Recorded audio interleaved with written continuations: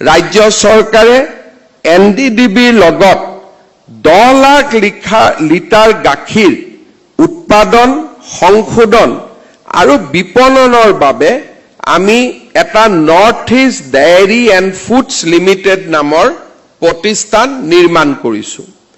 এই প্ৰতিষ্ঠানটোৰ জৰিয়তে আমি অসমৰ বিভিন্ন জাগাত সংশোধনৰ বাবে ব্যৱস্থা হাতত লৈছো।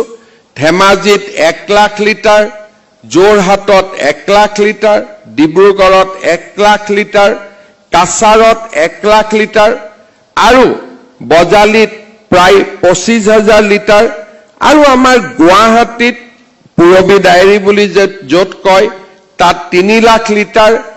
এই ধৰণে আমি 10 লাখ লিটাৰ গাখীৰ উৎপাদনৰ এটা আমি লক্ষ্যত আগবাঢ়িছো। কেইটামান দিনৰ ভিতৰতে প্ৰতি লিটাৰ গাখীৰত যিসকলে প্ৰসেসিংত গাখীৰ দিয়ে তেওঁলোকৰ গাখীৰৰ মূল্যৰ লগত চৰকাৰে 5 টকাকৈ প্ৰতি লিটাৰ ৰাজ সাহায্য দিবলৈ সিদ্ধান্ত লৈছে, যাতে আমাৰ কৃষকসকল গাখীৰ উৎপাদনৰ প্ৰতি আগ্ৰহী হয়।